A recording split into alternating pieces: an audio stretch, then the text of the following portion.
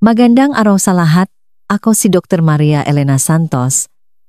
At ngayon ay tatalakayin natin ang tungkol sa kung paano mapapabuti ang kalusugan at sigla ng kalalakihan sa pamamagitan ng isang simpleng masahe.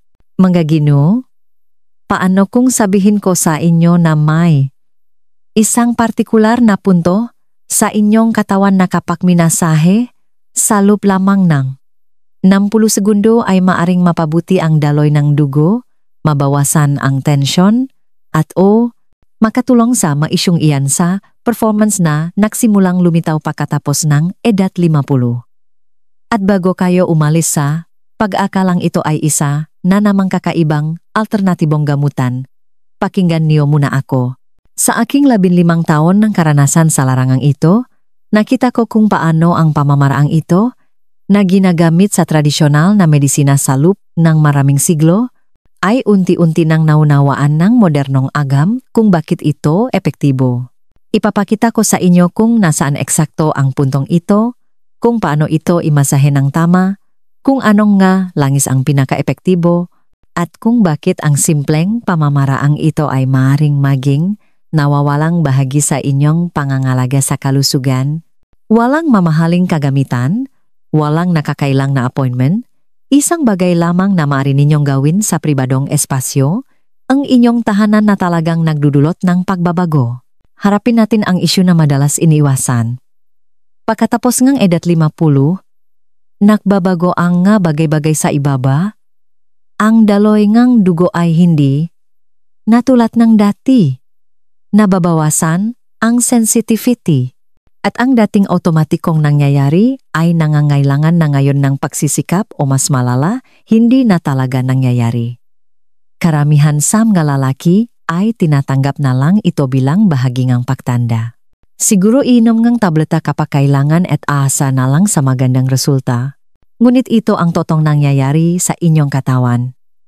Ang inyong manggakalamnan sa pelvic floor, ang mangga kumokontrol sa lahat mula sa pag-ihi hanggang sa erections, ay sabay na naninikip at humihina. Mukhang makasalungat? Tama? Sila ay palaging tensyonado ngunit kulang sa lakas. Ito ay tulad ng isang lastiko na masyadong matagal ng banat. Mahigpit ito ngunit wala ng biglang pagbalik. Ang madaluyan ng dugo sa lugar na iyon ay hindi na gaanong nababanat. Bumagal ang sirkulasyon. At ang mga nerbiyos na nagdadala ng masenyales ng kasiyahan ay naipit ng mga naninikip na kalamnan at hindi magandang postura. Ang maraming taon ng pag-upo, lalo na sa trapiko dito sa Pilipinas, stress, at pangkalahatang pagtanda ay lumiliha ng perpektong kombinasyon ng mga problema. At dahil hindi ito pinag-usapan ng makalalakihan, karamihan ay walang ideya na mayroon palang simpleng paraan para dito. Nagsisimula nang kilalanin ng medikal na komunidad ang matagal ng alam ng tradisyonal na medisina sa Asya. Ang partikular na masahe at pressure point therapy ay maaring makabuluhang mapabuti ang kalusugan ng pelvic at sirkulasyon. Ginagamit na ngayon ng mga physical therapists ang mga pamamaraang ito para sa pelvic floor dysfunction. Inirekomenda ito nga urologis para sa kalusugan ng prostat, ngunit walang masyadong nagsasalita tungkol sa kung paano ito makakatulong sa lakas at performance. Ang puntong tinutukoy ko ay tinatawag na perineum. Ito ay matatagpuan sa pagitan ng iyong scrotum at anus sa gitnang bahagi. Alam ko, hindi ito ang pinakakomportableng lugar na pag-usapan, ngunit ang puntong ito ay napakahalaga para sa kalusugan ng lalaki. Dito nagtatakpo ang maraming mahahalagang istruktura. Nandiyan ang mga pangunahing daluyan ang dugo na nagsusuplay sa ari, mahahalagang nerbiyos na kumokontrol sa erection at sensation, ang ugat ng ari mismo, at mga koneksyon sa prostat. Kapag minamasahe mo ang lugar na ito, naapektuhan mo ang lahat ng sistemang ito ng sabay-sabay. Isipin mo ito na parang isang intersection sa EDSA na bumara na sa paglipas ng taon. Ang nga sasakyan ay naipit sa lahat ng direksyon. Walang maayos na dumadaloy, Ang pagmamasahe sa puntong ito ay parang pagpapadala ng traffic enforcer para muling paganahin ang daloy. Magsisimulang gumanda ang daloy ng dugo. Maluluwagan ang mga naipit na nerbiyos, magre-relax ang mga kalamnan. At bigla, ang mga sistema na matagal nang hindi gumagana ng maayos ay muling tutugon. Ang paghahanap sa puntong ito ay mas madali kaysa sa inaakala ninyo. Umupo sa dulongang, isang upuan o humiga na nakabaluktot ang mga tuhod. Gamit ang inyong hintuturo at gitnang daliri, dahan-dahang pindutin ang lugar sa pagitan ng iyong scrotum at anus. Hanapin ninyo ang isang bahagyang malambot at malubok na lugar sa kalagitnaan. Kapag nahanap ninyo ito, maring mapansin ninyo na medyo masakit o sensitibo ito. Normal lang iyon at senyales na nasa tamang lugar kayo. Ngayon, narito ang pamamaraan na pinakamabisa. Gamit ang katamtamang diin. Halos katulad ng diin sa pagpindot ng hinok na kamatis. Gumawa ngang maliliit na pabilok na galaw.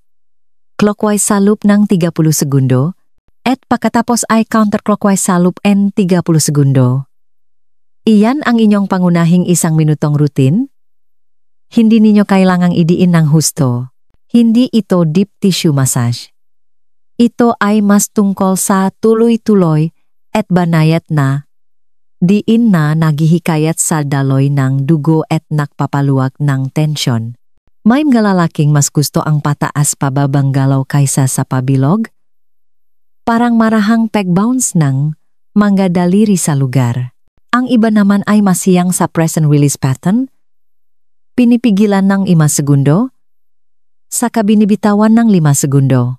Subukan ang iba't ibang paraan at tingnan kung ano ang pinaka-epektibo para sa inyo. Ang susi ay ang pagiging pare-pareho at pagbibigay pansin sa reaksyon ng inyong katawan. Kung may naramdaman kayong matinding sakit, masyadong madiin ang pagpindot ninyo. Kung wala kayong nararamdaman, maaring kailangan ninyo ng bahagyang mas maraming diin o baka bahagya kayong wala sa target. Karaniwan ay nangangailangan ng ilang pagsubok para makuha ito ng tama. Kaya huwag mainis kung sa una ay parang nakakailang. Tandaan, ito ay isang bahagi ng inyong katawan na marahil ay hindi ninyo pa nabigyan ng pansin dati. Ngayon, habang maari ninyong gawin ang masahe ng tuyo, ang paggamit ng tamang langis ay mas nagiging epektibo at komportable. Ang langis ay hindi lang para sa lubrikasyon. Ang ilang nga langis ay may mga katangian na nagpapabuti ng sirkulasyon, nagbabawas ng pamamaga, at may bahagyang epekto sa pagsuporta sa hormon. Ang langis ng castor oil, ang aking pangunahing rekomendasyon. At heto kung bakit. Ang langis ng castor ay may natatanging kakayahang tumagos ng malalim sa mga tissue, mas malalim kaysa sa karamihan ng ibang langis. Ginamit na ito sa loob ng maraming siglo partikular para sa pagpapabuti ng sirkulasyon at pagbabawas ng pamamaga. Ang retinoic acid sa langis ng castor ay isang malakas na anti-inflammatory na nagpapasigla rin sa daloy ng dugo. Kapag minasahe ninyo ang perineum gamit ang langis castor, para na rin ninyong binibigyan ng dobleng paggamot ang lugar na iyon. Ang mekanikal na stimulasyon ng masahe kasama ang magabenepisyo sa sirkulasyon ng langis mismo. Para gamitin ang langis ng castor, painitin muna ang halos 1 kutsarita sa pagitan ng inyong mga kamay. Ang malamig na langis sa mga sensitibong lugar ay hindi kaya-aya. Nakakatulong din ang init para mas tumagos ang langis at gawing mas komportable ang masahe. Maraming lalaki ang nagulat ng mainit na pakiramdam matapos gumamit ng langis ng castor na siyang pagtaas ng daloy ng dugo na inyong nararamdaman. Ang langis ng Neo coconut oil ay isa ring mahusay na pagpipilian, lalo na kung mayroon kayong sensitibong balat. Dito sa Pilipinas, napakadaling makahanap ng virgin coconut oil. Ito ay natural na antibacterial. Madaling masipsip ng balat, at hindi nakiwan ng malakit na pakiramdam. Naglalaman ito ng mga compound na sumusuporta sa produksyon ng hormone at nagbabawas ng pamamaga. Ang langis ng black seed ay hindi gaanong kilala, ngunit napakalakas. Naglalaman ito ngang timoquinone, isang compound na napatunayang nagpapabuti ngang daloy ngang dugo at sumusuporta sa produksyon ng testosterone. Ginamit ito sa medisina sa gitnang silangan, salup ngang libu-libong taon partikular para sa sigla ngang kalalakihan. Ang tanging problema ay, mas mahal ito at maring mas mahirap hanapin, ngunit maraming lalaki ang nanunumpa dito. Para sa mga gustong maging mas malihain, maaari kayong gumawa ngang paghaluin ang pantay na bahagi ngang langis ng castor at langis ng niyong. Pagkatapos ay magdagdag ngang ilang patak ngang essential oils. Ang peppermint oil ay nagpapatas na sirkulasyon at lumilikha na malamig na pakiramdam na nakapagpapasigla para sa marami. Ang rosemary oil ay isa ring pampalakas na sirkulasyon. Tandaan lamang, ang essential oils ay matapang. 3 hanggang 4 na patak lamang bawat onsang carrier oil ang kailangan, hindi na hihigit pa. Hayaan ninyong ipaliwanag ko kung ano talaga ang nangyayari kapag ginagawa ninyo ang masahe na ito dahil ang pag-unawa sa mekanismo ay nakpapadali sa pagsunod sa gawain. Kapag nag-apply kayong niin sa perineum, maraming bagay ang nangyayari ng sabay-sabay. Una, mekanikal ninyong pinapabuti ang daloy ng dugo. Ang pattern ng pagpindot at pagbitaw ay gumaganap na parang bomba na tumutulong na itulak palabas ang stagnant na dugo at papasukin ang sariwang dugo. Ang lugar na ito ay madalas magkaroon ng mahinang sirkulasyon dahil sa pag-upo at gravity. Kaya ang manumanong tulong na ito ay malaki ang nagagawa. Ang sariwang dugo ay nagdadala ng oxygen at nutrients habang tinatanggal ang mga metabolic waste na naipon. Pangalawa, pinasisigla ninyo ang madulo ng nerbiyos na direktang kumukonekta sa erectile tissue. Ang nerbiyos na ito ay maring maipit o maging manhit sa paglipas ng panahon. Ang banayat na masahe ay nakakatulong na paluwagin sila at maring mapabuti ang nerve conduction. Ito ay tulad ng paglilinis ng makontak sa isang lumang electronic device. Bigla, ang signal ay malinaw na nakakarating muli. Pangatlo, hindi direktang naapektuhan ang prostate. Ang prostate ay nasa itaas lang ng lugar na ito at ang masahe dito ay nagpapabuti ng sirkulasyon sa prostate nang walang direktang panloop na stimulasyon. Ang mas mahusay na kalusugan ng prostate ay nangangahulugan ng mas mahusay na pangkalahatang sexual function, pinabuting produksyon ng hormone, at mas kaunting mga isyu sa pag-ihi. Pang-apat, pinapakawalan ninyo ang trigger point at tension ngang kalamnan sa pelvic floor. Ang nakalamnan na ito ay maaaring makaroon ng buhol at mga lugar ng talamak na tensyon tulad ng anumang iba pang kalamnan.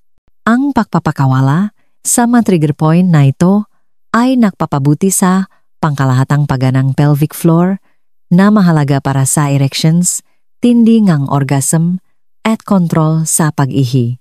Mayroon ding tugon mula sa parasympathetic nervous system. Ang masahe na ito ay nagpapagana sa inyong rest and digest nervous system na nagpapababa ang mga stress hormone tulad ng cortisol na nakakasagabal sa sexual function. Maraming lalaki ang nagsasabing mas nakakaramdam sila nga pagka-relax at pagiging kalmado matapos gawin ang masahe na ito na makatuwiran mula sa isang neurological na pananaw. Ang oras ay mas mahalaga kaysa sa inaakala ninyo. Ang pinakamagandang oras para sa masahe na ito ay alinman sa unang bagay, sa umaga o bago matulog. Ang masahe sa umaga ay sinasamantala ang natural na mas mataas na antas ng testosterone at maring mapabuti ang enerhiya at pagana sa buong araw. Ang masahe sa gabi ay nakakatulong sa pag-relax at maaring mapabuti ang nighttime erections at morning wood. Para sa unang linggo, inirekomenda kung gawin ito tuwing ikalawang araw.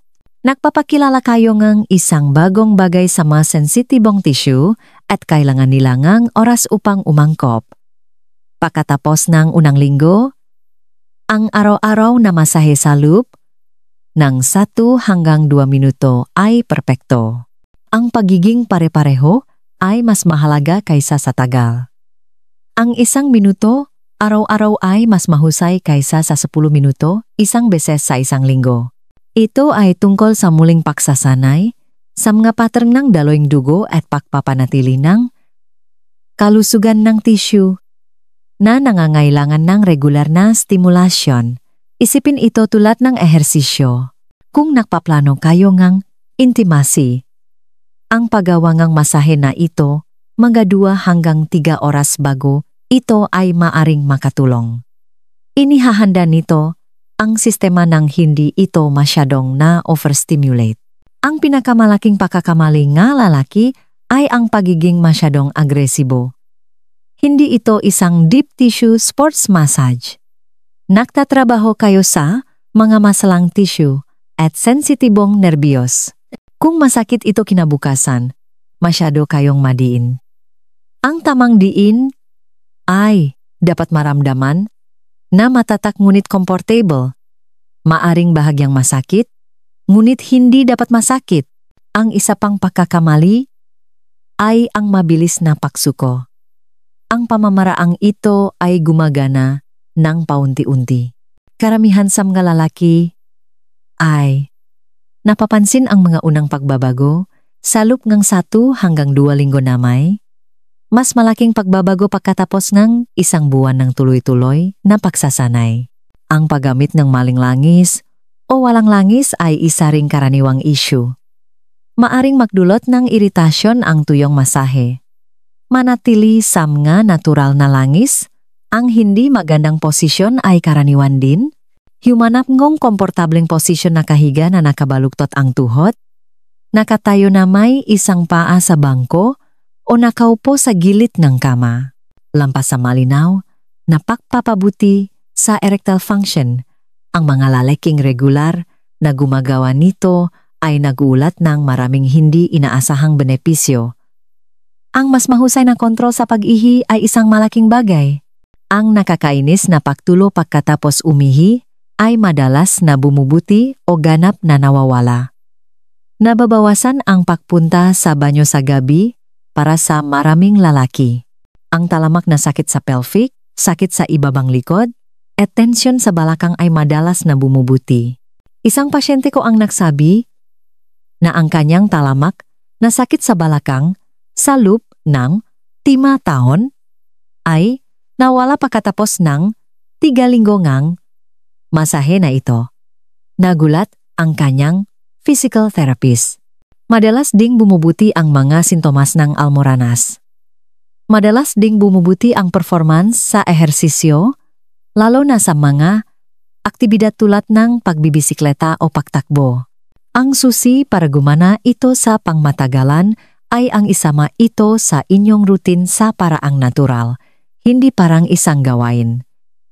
Iugnay ito sa isang bagay na ginagawa na ninyo araw-araw. Pagkatapos maligo, bago magsipilyo, o bilang bahagi ng inyong bedtime routine, ilagay ang inyong langis sa isang maginhawang lugar kung saan ninyo ito makikita. Narito ang punto. Mayroon kayong pagpipilian. Maari ninyong tanggapin ang pahina bilang hindi maiwasan, umasa sa mga tableta na may mga side effect, at umasa sa pinakamahusay. Umari kayong gumugol ng 1 minuto sa isang araw sa isang simpleng pamamaraan na nagpapabuti ng sirkulasyon, nagbabawas ng tensyon, at sumusuporta sa natural na pagana. Ito ay hindi tungkol sa mga milagrosong pagbabago sa isang gabi. Ito ay tungkol sa pagbibigay sa inyong katawan ng maintenance na kailangan nito para gumana ng maayos. Pinapalitan natin ang langis ng ating sasakyan. Nililinis natin ang ating mga alulot. Pinapaservice natin ang ating mga appliances. Bakit hindi natin pananatilihin ang ating sariling nga katawan, lalo na ang mabahaging nagdudulot sa ating ng kasiyahan at koneksyon? Ang puhunan ay minimal. 1 minuto ngang oras, ilang daang piso para sa magandang langis, at ang kahandaang sumubo ang kakaiba. Ang potensyal na kapalit ay pinabuting pagana, mas mahusay na pangkalahatang kalusugan, at ang kumpiyansa na nagmumula sa pakontrol sa inyong kapakanan. Kaya, narito ang aking hamon. Subukan ito sa loob ngang 30 araw. Tuwing umaga o gabi, 1 minuto ngang banayat na masahe na may magandang langis. Bigyang pansin kung ano ang inyong nararamdaman. Karamihan sa mga lalaki ay nagugulat hindi lamang sa mga pagpapabuti sa sexual function, kundi pati na rin sa pangkalahatang pakiramdam ngang kaginhawaan na dulot ng pag-alaga sa napabayaang lugar na ito. Kung nakatulong sa inyo ang impormasyong ito, ibahagi ito sa isang taong maaring makinabang. Kailangang mas bukas na pag-usapan ang mga ganitong bagay. Ang inyong pinakamagagandang taon ay hindi kailangang nasa likuran na ninyo. Sa tamang kaalaman at simpleng mga kasanayan, maaari ninyong mapanatili at mapabuti pa ang pagana hanggang sa inyong pagtanda.